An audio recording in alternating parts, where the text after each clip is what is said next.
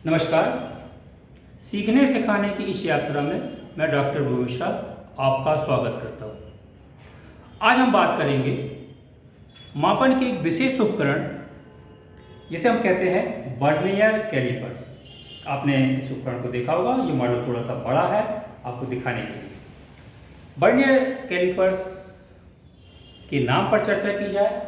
Vernier नाम के scientist ने इसको बनाया, इसलिए वर्नियर। कैली क्योंकि इसमें कैलिब्रेशन किया जाता है, और पर्स क्योंकि इसको जेब में रखा जा सकता है, इसलिए इसका कुल नाम है वर्नियर कैलिपर्स। वर्नियर कैलिपर्स जो है हमको 1 मिलीमीटर से छोटी दूरियों के मापन के लिए काम आता है।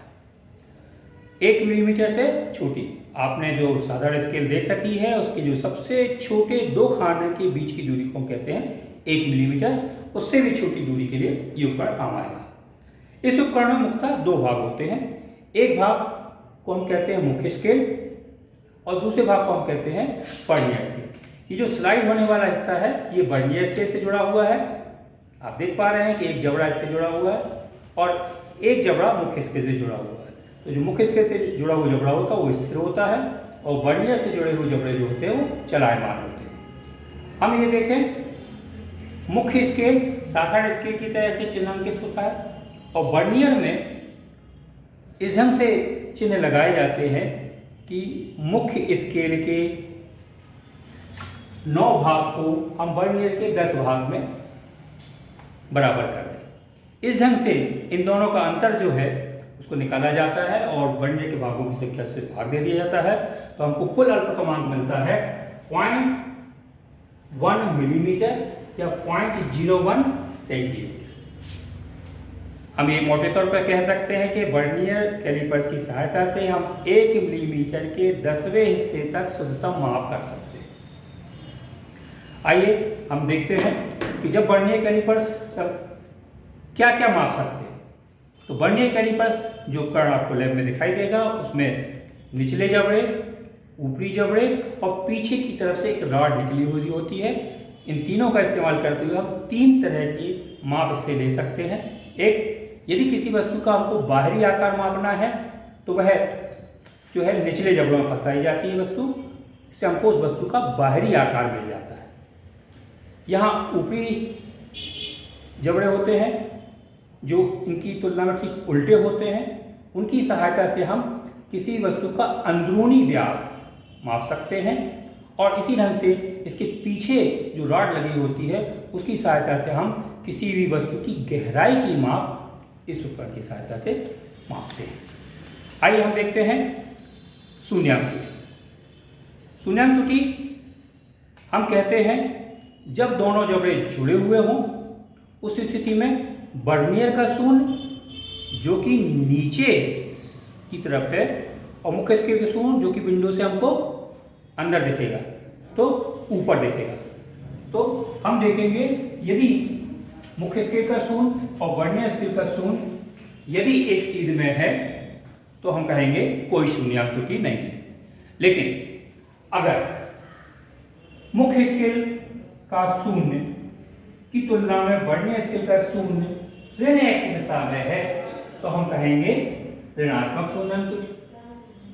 यदि हम मुख्य स्केल के शून्य की तुलना में वर्नियर स्केल के शून्य को धन x दिशा में चला हुआ पा रहे हैं जबड़े मिली हुई स्थिति में, तो कहलाएगी धनात्मक शून्यांक त्रुटि।